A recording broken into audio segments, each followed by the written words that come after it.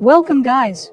In this video, I will show you 5 awesome tips and tricks that you need to know as a PUBG player, and I hope those tips will help you to become a better player at this game. Starting with the tip number 1, suppose you're in the middle of a gunfight and your health is so low, so you have to use health kits to heal up, but you're covered by multiple enemies. So in this type of situations, you have to throw the Molotov in the entrance area, where your enemies will most likely to come from. Anyway, the Molotovs will burn for about 9 seconds. That's enough time for you to use the first aids. But even if the players came through the Molotov, they will lose about 80 to 90% of their health, so you can kill them easily, or some enemies will get knocked immediately.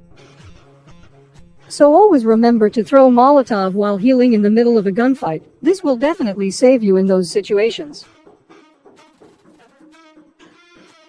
Molotovs are really powerful now, especially when your opponents are camping in a room. You can simply throw them inside and have fun example like this.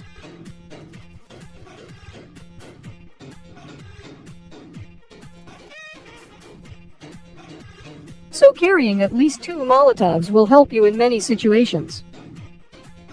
Moving on to the tip number 2, the first bullet jump. Almost every assault rifle in this game has the first bullet jump. The jump of the first bullet or the gap between first and second bullet is important as that is exactly how much your weapon jumps after the first shot.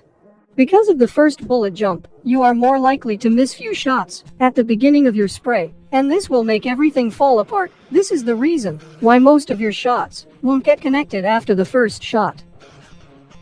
So in order to fix this issue, or to avoid the first bullet jump, you just have to aim for the body instead of the head. Anyway, these green dots are predicted spray patterns. After the first bullet jump, your second bullet will most likely to hit the head, just like on the predicted spray pattern. After the first bullet jump, the recoil will be constant, so it will be easy to control the spray. Note, aiming for the body is only applicable for long and mid-range fights. Moving on to the tip number 3. This tip is about aim assist. If you don't know how aim assist works, it simply drags your crosshair or your aim towards your enemy. Example like this. Anyway, after some testing with aim assist, I found that aim assist will work at its full capacity only when your enemy is standing like this. As you can see, the aim drags itself towards the enemy. But when the enemy is crouching, the aim assist doesn't work at its full capacity. It doesn't drag the aim towards the enemy like it used to do before when the enemy is standing. So it doesn't mean the aim assist won't work when the enemy is crouching. It does work, but not as effective as it would be when the enemy is standing.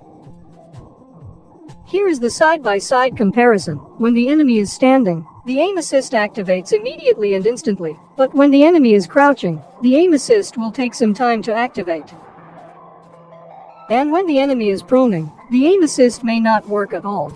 So what I mean is that the aim assist will work at its full capacity when the enemy is standing, and when the enemy is crouching, the aim assist will not work at its full capacity. It takes time to activate itself, and when the enemy is snaking, the aim assist may not work at all.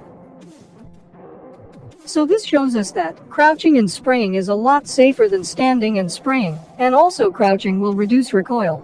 And when you go prone, aim assist doesn't work on you, so it's really hard to spray at someone when they are snaking, especially in long-range fights. Plus it also reduces almost half of the recoil. Now to the tip number 4. Now you can actually mark lines in the map. If you're really bad at memorizing the plane path, this tip is gonna help you a lot. So at the beginning of the game in Spawn Island, open your map and click on the mark thing. Now create a line on the plane path by tapping on each end. Later when plane path disappeared, this will be very useful to determine where the players will most likely be, so you can either avoid those places or go find players.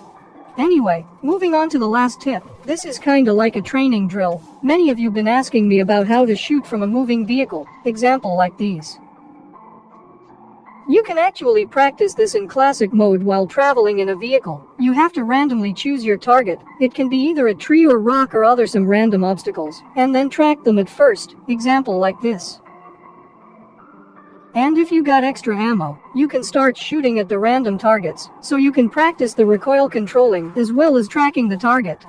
I practice in this way a lot, and this improves my tracking ability, and shooting from a moving vehicle is a really great skill to learn.